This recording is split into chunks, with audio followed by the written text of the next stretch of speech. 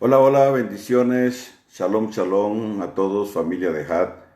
Eh, un abrazo a la distancia. Quienes habla, Carlos Soto. Este, en esta hora quiero compartir en este espacio de devocional de Had, al cual pues me han solicitado participar, lo cual para mí es todo un privilegio. De hecho, pues servirle al Eterno en las diferentes instancias o de la forma que Él lo ha determinado para mi vida, pues es un gran privilegio y un honor que Él me hace. Y sobre todo cuando hablamos de su palabra. Y en esta mañana quiero que reflexionemos juntos. Mi intención no es traer una enseñanza profunda, ¿no? eh, sino más bien que podamos reflexionar juntos. Siempre es bueno, de tiempo en tiempo, hacer una revisión interna. De hecho, varias de las festividades nos invitan a eso, a hacer una reflexión interna, a exponernos delante del Eterno, que Él nos muestre, que Él nos diga qué necesitamos ajustar, qué necesitamos cambiar. La vida de un hijo del Eterno, de un hijo del reino, es una vida sujeta a cambios. Y aun cuando el ser humano por naturaleza, por esencia, resiste los cambios, pero, perdón, pero en el Señor, en nuestra dinámica de vida con Él, los cambios son necesarios, los cambios son importantes cuando se trata de áreas de nuestra vida que tienen que ser ajustadas. Entonces, reflexionar de tiempo en tiempo es un buen hábito y además un consejo en la Torah. Meditar en nuestros caminos, reflexionar. A veces damos por sentado ciertas cosas y el reflexionar nos permite crear conciencia de que hemos dado por sentado algo que sí necesita ser cambiado, que le llamamos a algo bueno y realmente no lo es. Y no estoy hablando necesariamente de pecado. Entonces yo quiero que reflexionemos juntos en relación a la Torá, en relación a la escritura, en relación al libro. ¿Qué representa el libro en tu vida? ¿Qué representa la Torá en tu vida? Y no me responda. Permítame por unos minutos hablarle y luego entonces usted en su intimidad podrá tener una respuesta. Posiblemente esa respuesta le ayude a afirmar cosas o esa respuesta le ayude a cambiar cosas. Entonces, lo primero que quiero plantearles es que la Torá es fuente de vida. Y como ya lo sabemos, en el pensamiento hebreo, la Torá no se hizo para leerla.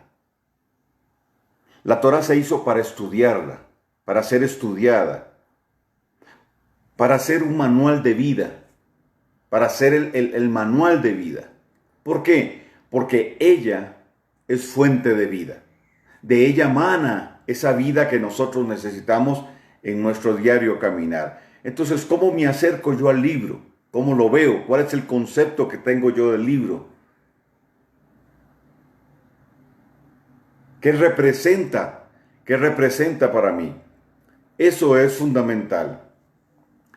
Entonces, en ese sentido, yo me formulo una pregunta y se la formulo a usted. ¿Se podría amar sin conocer? ¿Amas al Dios eterno? Y solo es una pregunta, no estoy cuestionando. ¿Lo amas realmente? Porque en la medida que nosotros le conocemos, en esa medida le amamos más. Sí, entendemos que al Padre Eterno no lo vemos, pero hay una relación. El Ruach HaKodesh nos lleva en esa relación. Entonces, entre más le conocemos, más le amamos. Ese es un principio importante. Entonces, aquí surge la siguiente pregunta. ¿Ama su palabra? Entonces, ¿cómo podemos amar la palabra si no la conocemos? Y aplicamos el otro principio. Entre más conocemos, más amamos. Y esa es la perspectiva.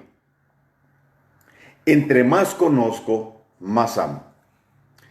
El concepto que el profeta y rey David tenía de la Torá es muy hermoso. O sea, los salmos donde él habla de la Torá nos deja ver su relación con Dios y la relación que él tenía con el libro.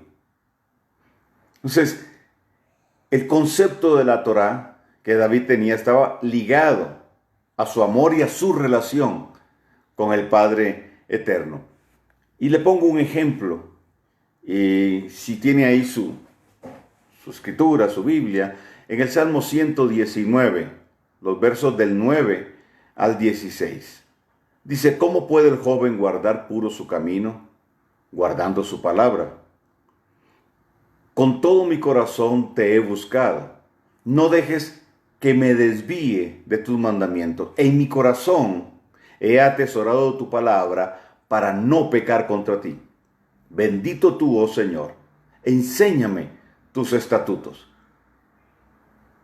He contado con mis labios de todas las ordenanzas de tu boca. Ya tenemos mandamientos, estatutos y ordenanzas. Me he gozado en el camino de tus testimonios, más que en todas las riquezas. Meditaré en tus preceptos, 5. Y consideraré tus caminos. Me deleitaré en tus estatutos y no olvidaré tu palabra. Recordemos que el Salmo 119 fue dividido en porciones de 8, lo que llamamos hoy 8 versículos.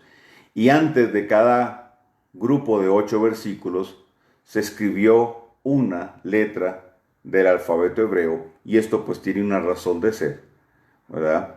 Hay una antigua tradición que dice que el acróstico alfabético, es decir, el patrón del Salmo, ¿verdad?, fue utilizado por el rey David para enseñar a su hijo Salomón el alfabeto hebreo. Entonces, al hacer esto, Salomón no solo aprendería las letras, sino que también podría aprender el alfabeto de la vida espiritual y ética. Y esto es hermoso porque justamente las palabras, las consonantes del alfabeto hebreo tienen un valor simbólico relacionado con la vida ética y espiritual. Esa fue la intención, se dice, según la tradición, la intención de David con este salmo. Ahora, esto nos lleva a un planteamiento. Al planteamiento siguiente. Yo puedo leer su palabra desde diferentes paradigmas.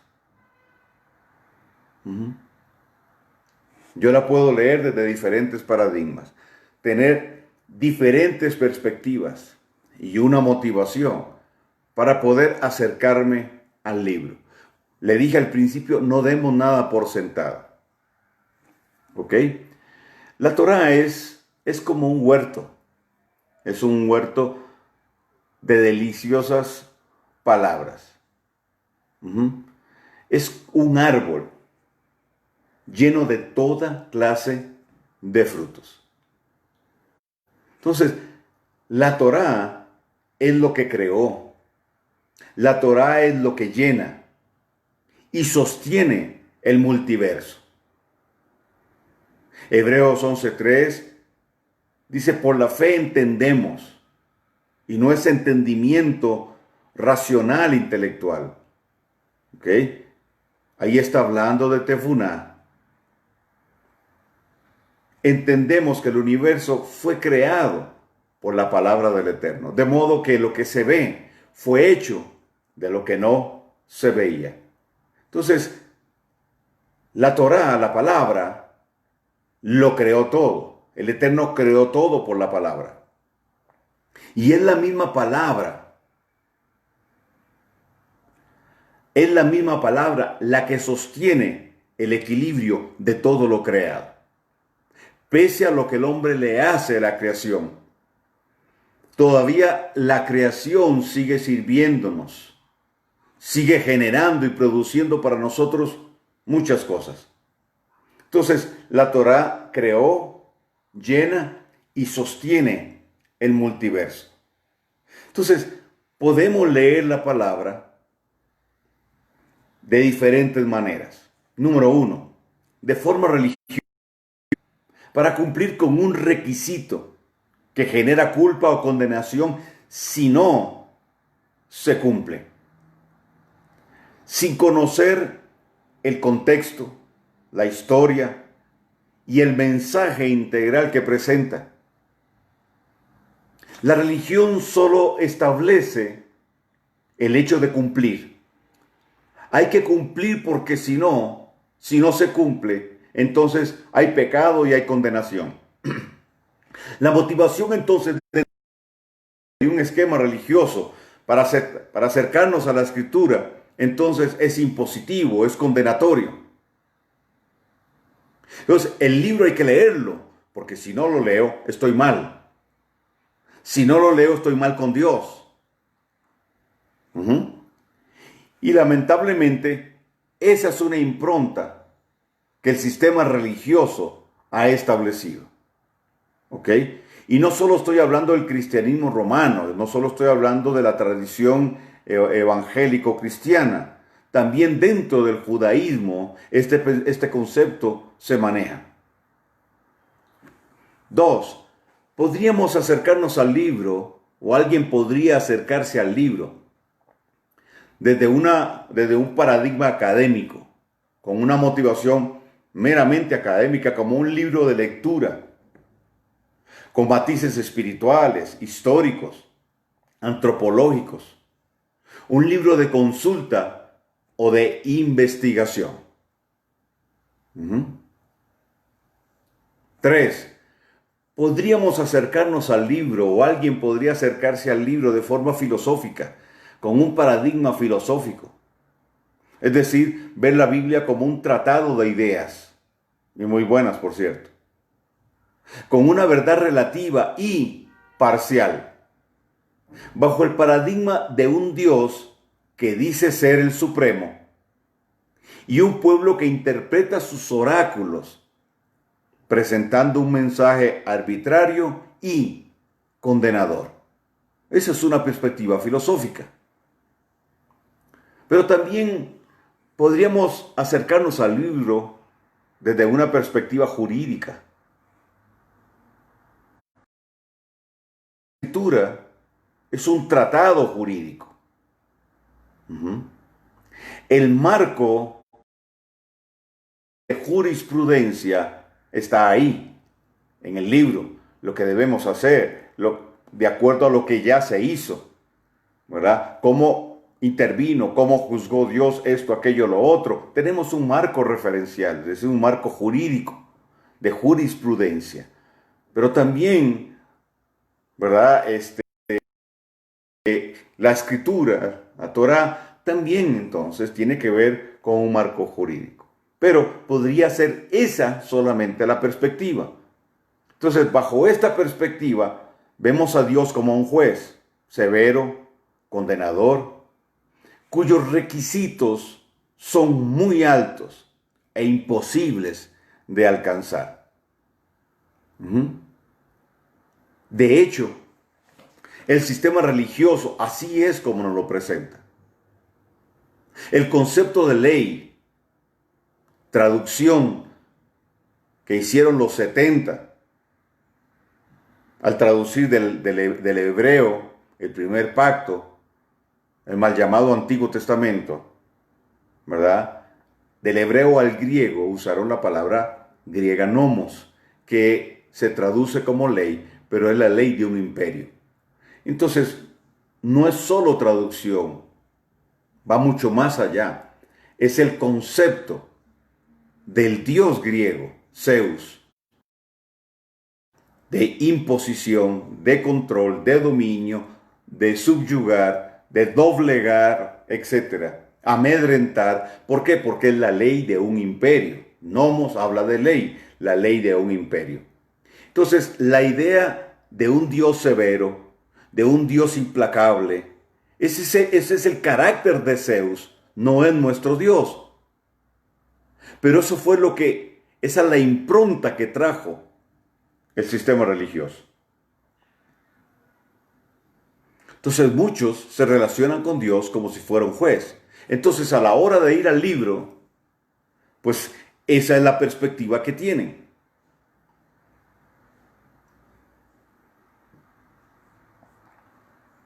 Cinco, podríamos acercarnos al libro como un libro de profecía. Y muchos lo hacen de esa manera. Ver el libro como un oráculo de acontecimientos finales. Conocimiento, según creen algunos, que elevará a un nivel que permitirá conocer el futuro. Y así establecer superioridad sobre otros. Ese es un concepto que hoy se maneja en nuestra sociedad del siglo XXI.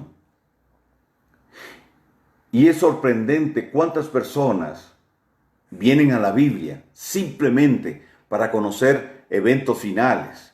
Entonces tienen la Biblia aquí y tienen las profecías de Nostradamus por otro lado, ¿verdad? Y usted dirá, bueno, pero esos son no creyentes, esos son personas que no conocen al Eterno. No. También estoy hablando de personas que son creyentes. Yo no le estoy hablando a personas que no son creyentes. No está dirigido a personas que no son creyentes, sino mi mensaje sería otro. 6. Podríamos acercarnos a la Escritura bajo la motivación de encontrar en ella al Padre Eterno. Es decir, bajo una perspectiva paternal.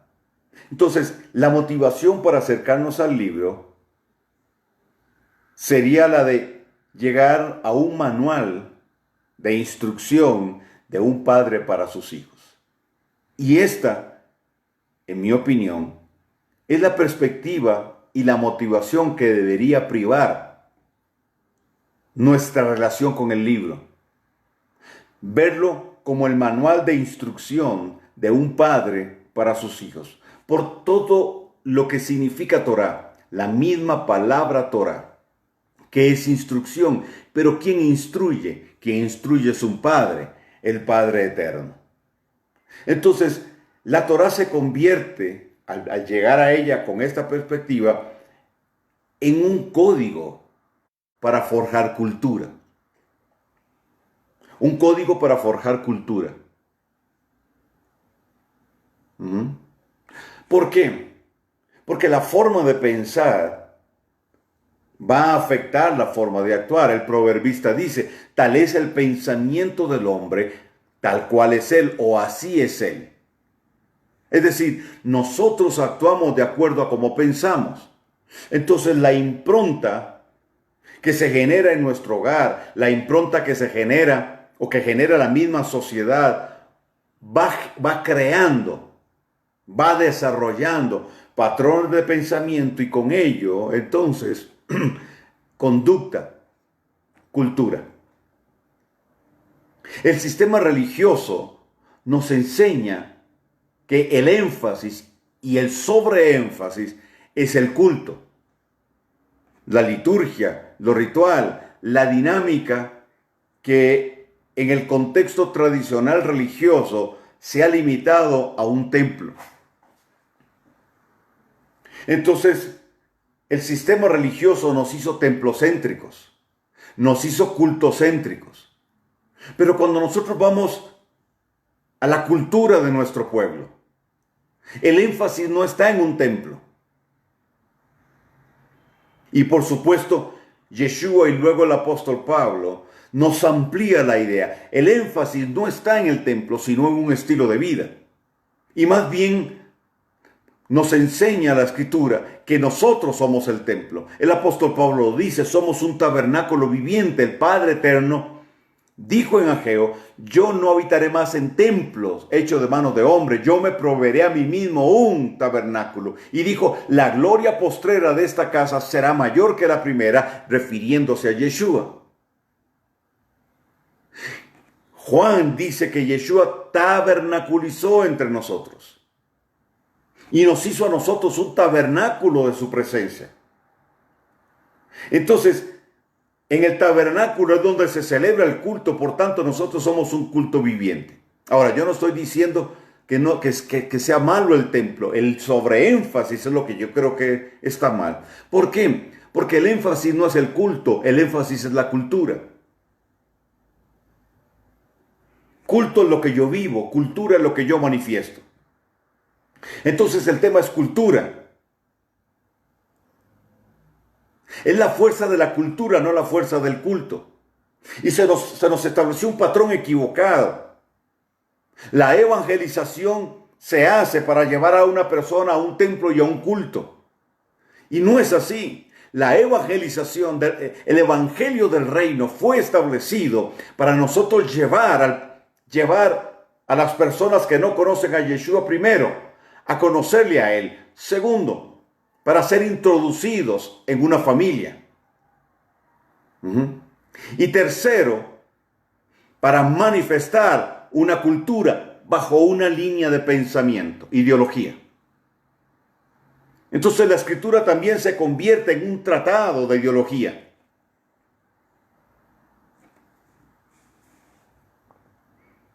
La Torá, por tanto, es una guía para sus hijos de cómo vivir en medio de una sociedad paganizada y satanizada. Entonces vuelvo al comentario del principio. Si yo amo, conozco, y en la medida que conozco, amo. Mi relación con Él me va llevando a conocerlo cada día más y en esa medida amarlo más. De la misma manera con su palabra.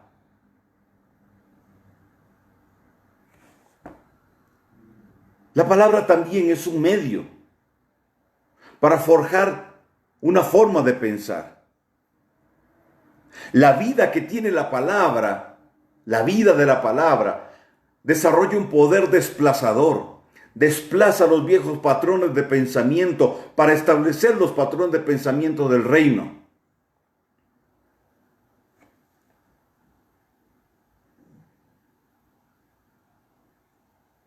La gran batalla espiritual que nosotros tenemos está en nuestra mente. No solo por la influencia del enemigo, sino por toda la impronta desde nuestra niñez, de nuestra cultura, la idiosincrasia.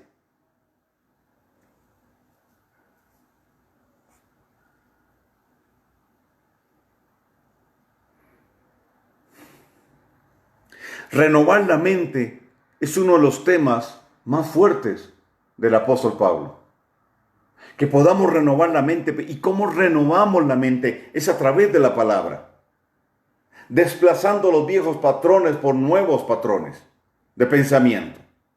Y por ende, eso va a establecer cultura, forma de vida. Entonces, creerla, entenderla y vivirla es lo que va a determinar lo que significa el libro para nosotros. Y con qué motivación e idea lo leo. Yo le di le planteé 5 perspectivas que para mí son negativas si se enfatizan solamente una de ellas o todas ellas. Pero la sexta, en mi opinión, es la motivación correcta.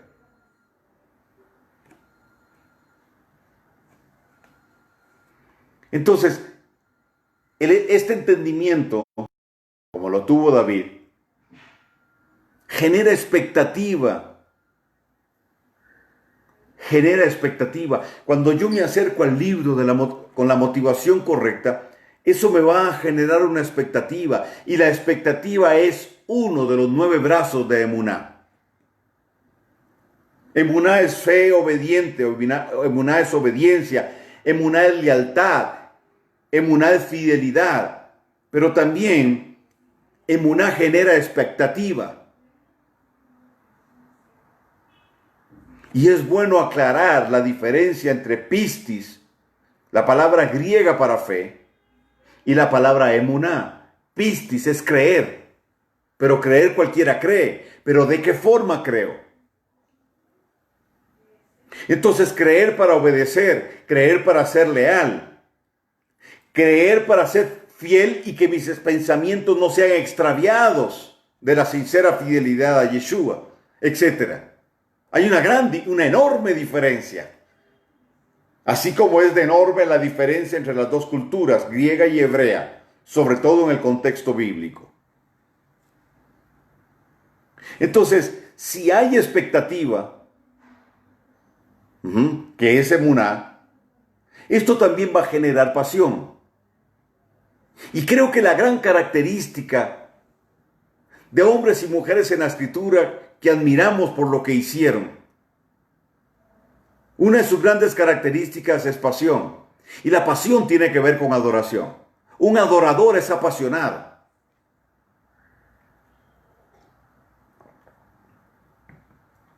Y si usted concuerda con mi pensamiento, la pasión no se fabrica. Es muy difícil imitarla, hacerle creer a alguien que estoy apasionado cuando no lo estoy, porque eso es algo que se transmite. Es más un tema espiritual que algo que yo pueda decir o algo que yo pueda hacer.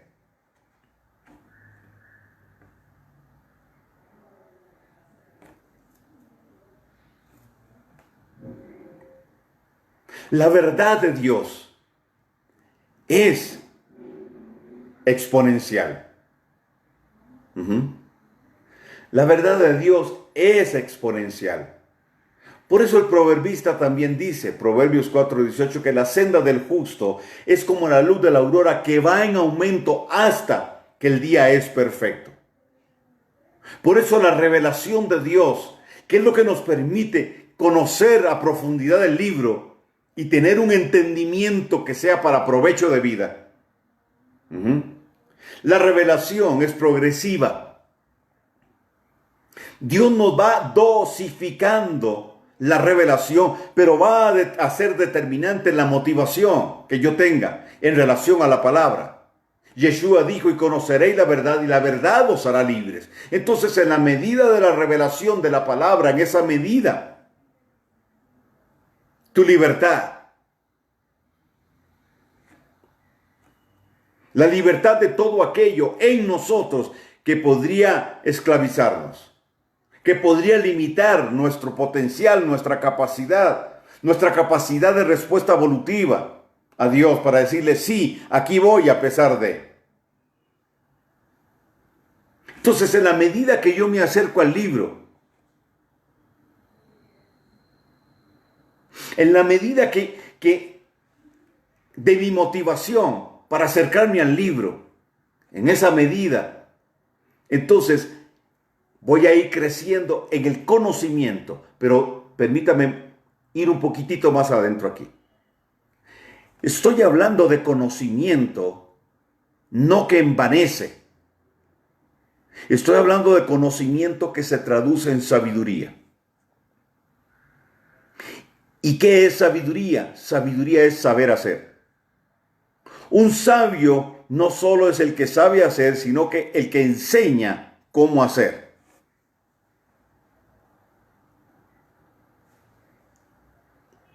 Entonces, en la medida que esa verdad va creciendo, en esa medida yo voy siendo o vamos siendo sumergidos en una dimensión. En una dimensión, no solo de palabras. Óigame bien, no es una dimensión de palabras solamente.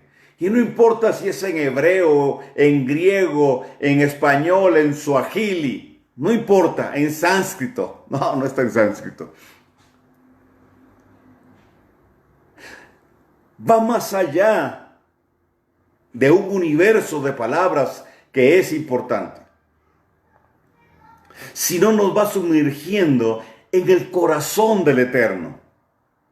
porque es de ahí de donde emanó la Torá.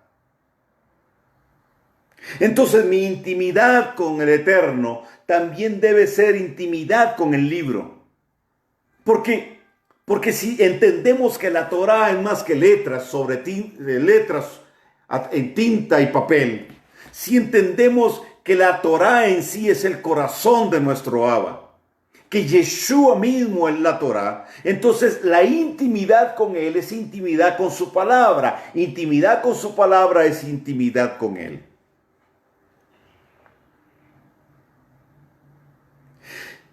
Todo se reduce a un tema: el corazón. El apóstol Pablo dijo: la fe viene por el oír. ¿El oír de qué? El oír de la Torá. Entonces, emuná viene, se genera por el oír de la Torá. Por eso se estableció que la Torá se lee en voz alta. Es más, originalmente la Torá se cantilaba. Así fue como el Eterno se la dio a Moshe en el monte Sinaí. La cantiló.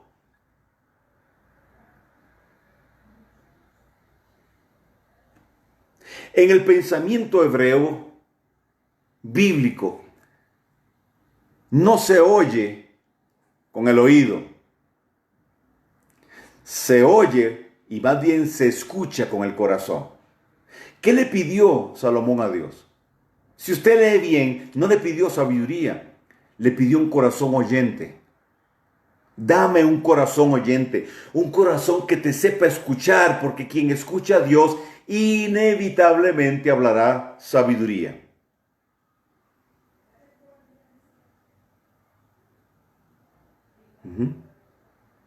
Ahora, otro punto importante es que la Torá no me resuelve la vida,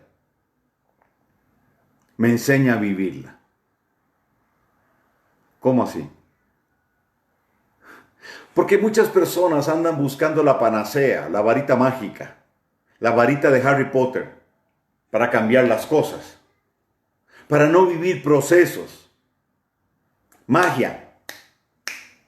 Hay mucha expectativa de magia y muchos crean magia. Líderes desde los púlpitos, magia, ilusión, una falsa realidad, generando expectativas que nunca se van a cumplir. Con profecías como: mañana el Señor te dará tu casa.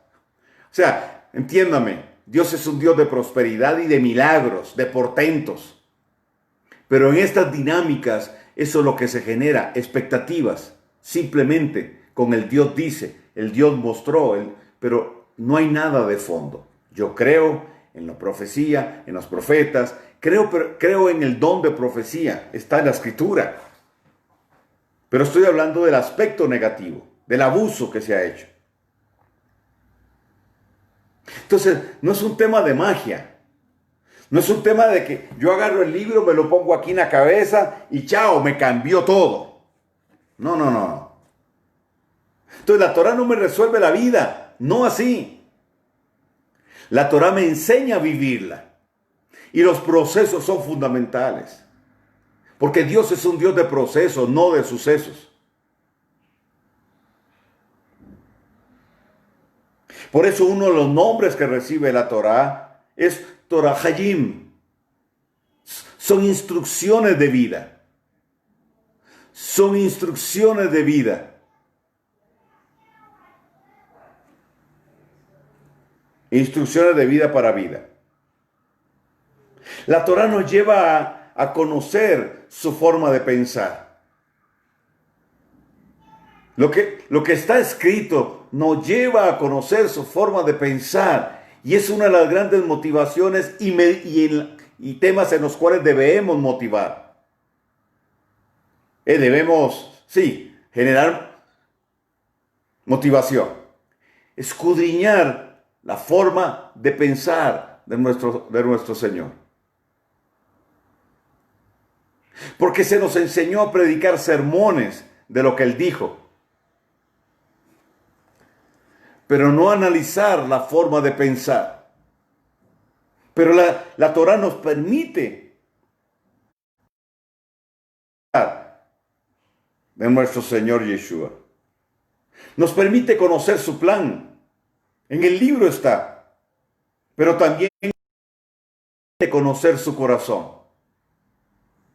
Camino, verdad y vida. Pero también la Torah nos permite conocer el mundo, su sociedad, su origen. Este contexto en el que hoy estamos llamados sociedad, aldea global le llaman otros, un mundo totalmente globalizado. Y las circunstancias que hoy propiamente estamos viviendo, ¿dónde se origina esto? ¿Está en la Biblia? Claro, la Biblia me habla de Babilonia, me habla del sistema babilónico. Entonces, al conocer la Escritura, yo voy a entender muchas de las cosas que están sucediendo hoy. Pero además de eso, me ayuda a ubicarme en los tiempos de Dios. A través de la Torah yo puedo conocer el desenlace final de todo esto que estoy viendo. ¿Cómo va a terminar? Y la Escritura me da buenas noticias porque esto va a terminar bien. Para nosotros va a terminar bien. ¿Por qué? Porque usted y yo estamos avanzando no hacia el final, sino hacia el inicio. Cuando nuestro Yeshua venga por segunda vez y empiece el Olam Jabá, ese va a ser nuestro gran comienzo. Entonces todo este tiempo ha sido y será un gran ensayo. Eso es lo que las fiestas nos dicen. Un ensayo para lo pleno, más para las tinieblas y los hijos de la serpiente. La simiente de la serpiente, al falso profeta, al anticristo, que es lo que les espera. Su fin, el lago de fuego.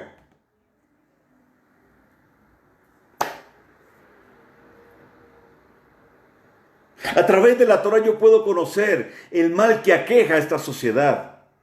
Cómo es, dónde se originó, qué estrategia usa el enemigo, pero también cómo terminará todo esto. ¿Quiénes son los escogidos? ¿Desde cuándo? ¿Y cuál es el plan de redención? Y está en el libro. Entonces mi relación de intimidad con Él y de intimidad con el libro me va a llevar a todo esto. El concepto que tengas de la Torah, entonces va ligado a la revelación que tengas de ella. Y eso va a determinar el nivel de relación que tengas con el Padre Eterno.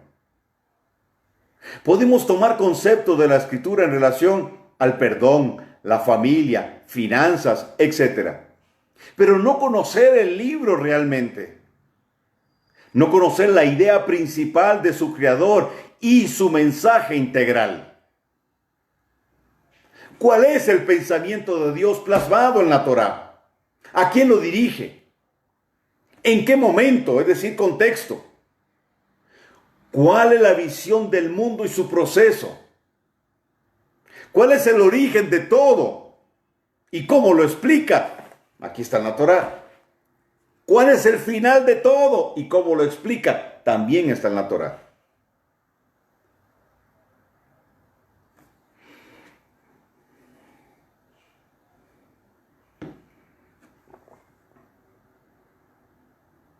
Debemos conocer el mensaje de la Torá e interpretarlo correctamente. Número 1, de forma personal, ¿qué me dice a mí el libro? No qué me dice para otro. ¿Qué me dice a mí el libro? Pero también, 2, bajo la identidad de pueblo, ¿qué nos dice el libro a nosotros como pueblo? 3, ¿qué le dice el libro a la humanidad? ¿Cómo interpreto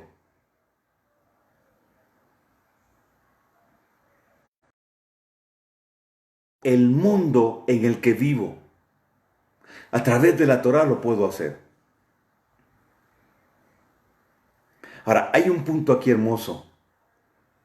La Torá, la palabra Torá comparte la misma etimología que la palabra ora, que se traduce como luz. Entonces, sus enseñanzas arrojan luz, son luz,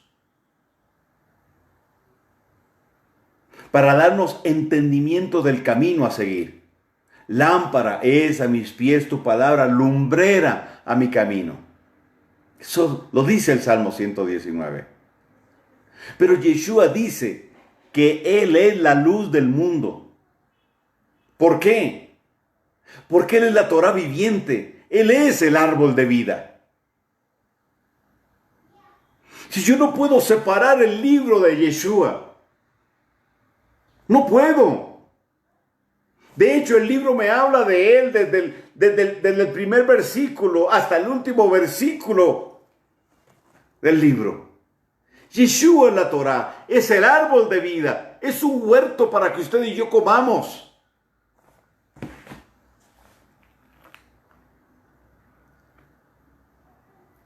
En mi opinión, su estudio es una de las grandes mitzvot, mandamientos que tenemos. No es opcional. Pero también la Torah genera cambios genéticos. La Torah genera cambios genéticos de hábitos, de patrones de pensamiento. Ponga cuidado a lo que le voy a decir ahorita. Hebreos 4:12 dice, porque la palabra de Dios es viva y eficaz. No quiero extenderme mucho, pero es viva y es eficaz. Es decir, la palabra es generadora de vida. Si nosotros nos acercamos al libro entendiendo que ahí hay vida, y yo busco esa vida, entonces yo voy a obtener milagros en mi vida interior, en mi ser interior. La palabra hagá, meditar, en hebreo, tiene que ver con balbucear.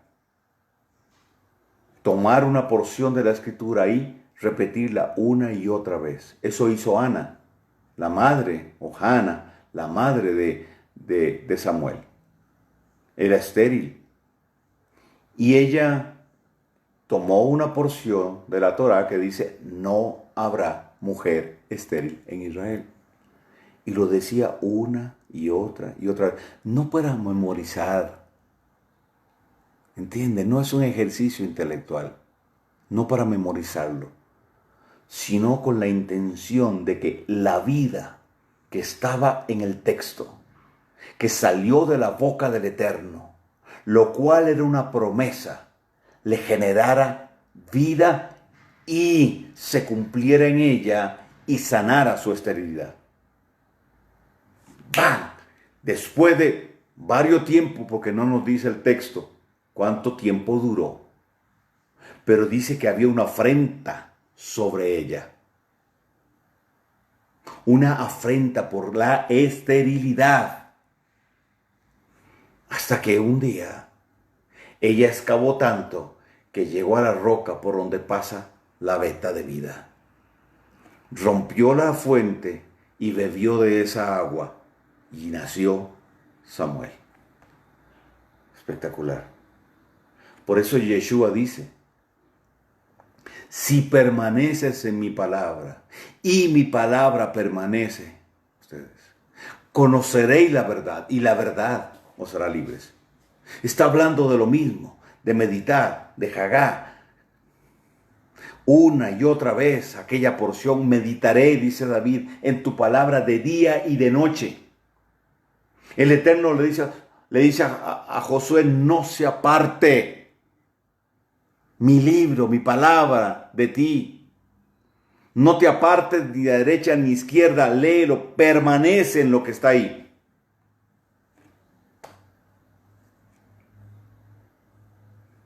Es viva y es eficaz. Dice, y más cortante que toda espada de dos filos. Ujú.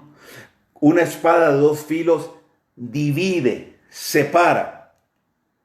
Y aquí el apóstol Pablo nos dice que separa el alma, lo que es la esencia del hombre, lo que es de la naturaleza caída y lo que es del espíritu, lo separa, abre un espacio para que las intenciones del corazón salgan a la luz.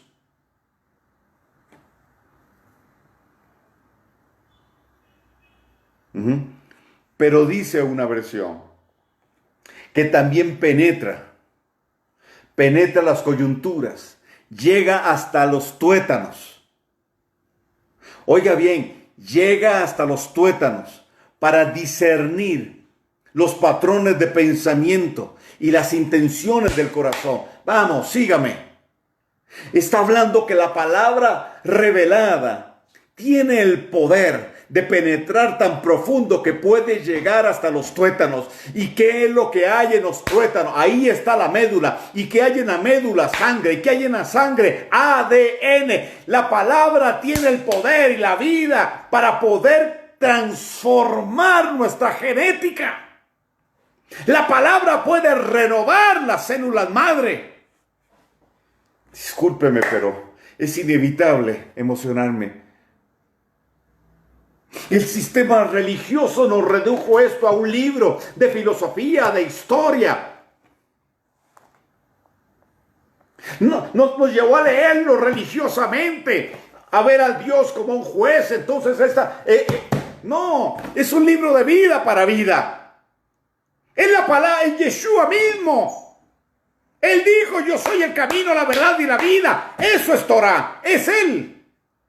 Es Él en el libro. Entonces, si nosotros dejamos de ver letras y páginas y vemos vida, vemos un manantial de vida, vemos un huerto con toda clase de frutos, entonces voy a comer y a beber, mi motivación será otra.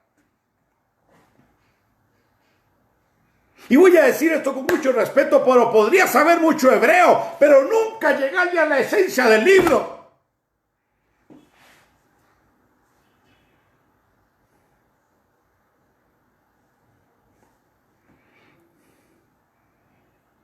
Genera transformación. Cambia los patrones de pensamiento. Modifica el ADN.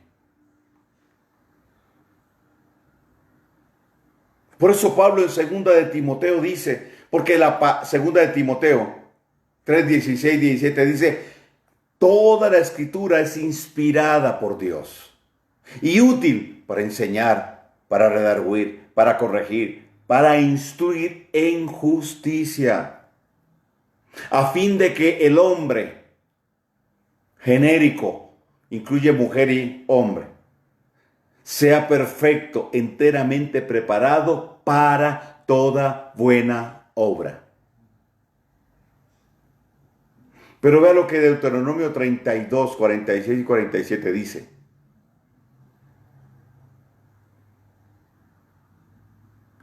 Dice, y les dijo, oiga bien esto, les dijo, aplicad vuestro corazón a todas las palabras que yo os testifico hoy, para que las mandéis a vuestros hijos, a fin de que cuiden de cumplir todas las palabras de la Torá. Porque no es cosa vana.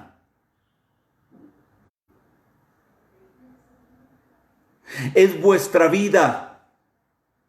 Y por medio de esta Torá haréis prolongar vuestros días sobre la tierra donde va pasando el Jordán para tomar posesión de ella. Rescatemos el principio que está ahí, porque esta palabra fue dada en un contexto específico, fue entregada a la nueva generación que iba a cruzar el Jordán. Pero el principio está ahí. ¿Por qué? Porque aquel que es la Torá está vivo, es Yeshua. Entonces ahí está diciendo que guardar la Torá va a prolongar nuestros días. El secreto de la longevidad no está en el Santo Grial. El secreto de la longevidad está en la palabra. Si tú quieres vivir muchos años, aquí está la respuesta en el libro.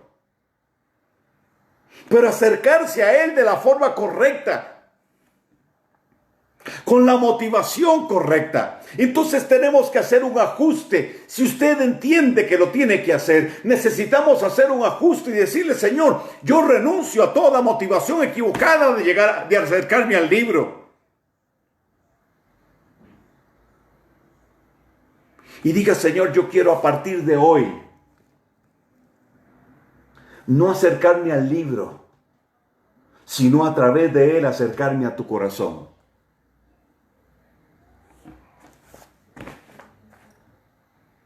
Amar la Torá como se ama al Padre Eterno.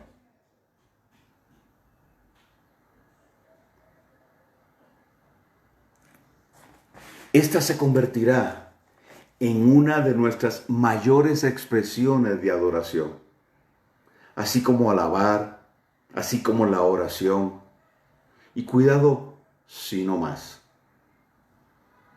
la lectura de la Torá.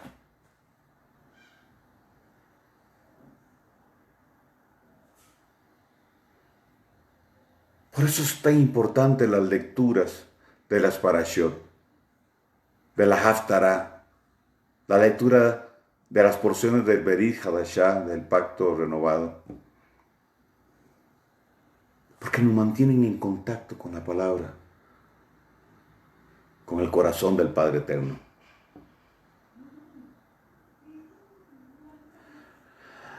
Adorar no es cantar.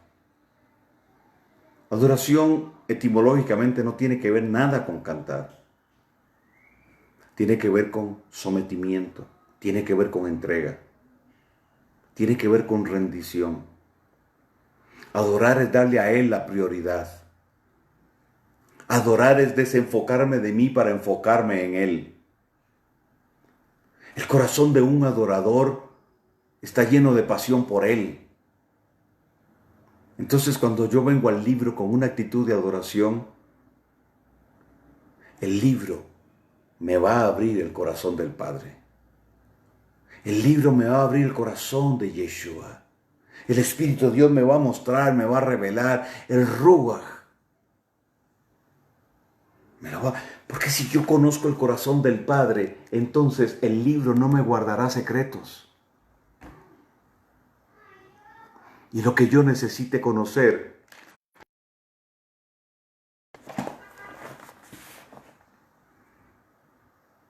el pensamiento griego me lleva al libro para tratar de entender a Dios. El pensamiento hebreo me lleva al Padre para desarrollar una relación con Él, porque Él me va a explicar el libro. Es diferente. No es mi capacidad, es la de Él. No es mi suficiencia, es la de Él.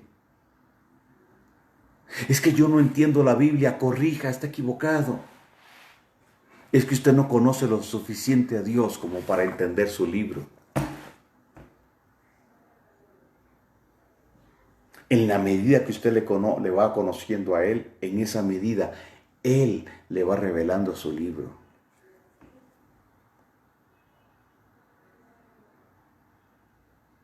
Entonces, debemos amar la Torá, porque ella es Yeshua. Porque ella es Yeshua. Entonces determine hoy hacer el ajuste.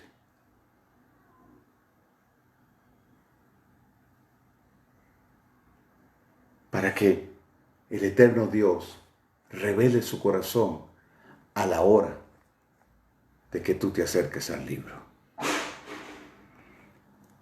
Les bendigo. Shalom para todos.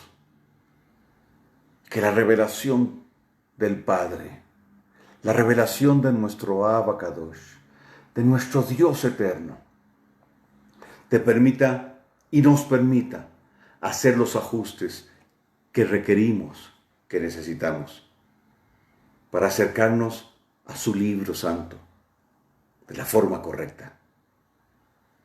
Y que todo lo que podamos vivir y experimentar a partir de ahí se convierta en nuestro estilo de vida. Que nuestra relación con nuestro eterno Dios se traduzca también en relación con su santo libro, porque Él no se separa de su palabra. Y aunque usted físicamente la tiene aquí en un libro, tiene que entender que va mucho más allá que un libro. Va más allá de letras. Es la esencia del Padre y Él nunca se separa de lo que Él ha dicho. Abrazar la Torá es abrazar el corazón del Padre. Shalom, shalom para todos. Familia Had, les abrazo y muchas, pero muchas bendiciones. Chao.